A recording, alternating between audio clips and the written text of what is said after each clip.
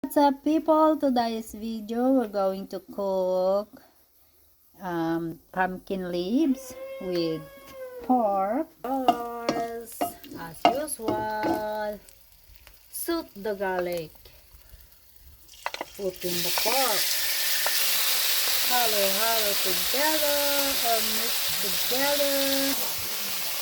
Yes, look at that, people, so yummy, guys. Then put in the onions. Look at that, so yummy. Put in the tomato. Smell good.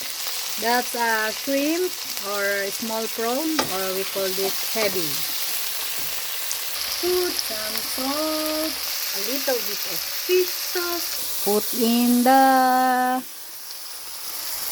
pumpkin leaves or squash leaves. Mix together. Add water.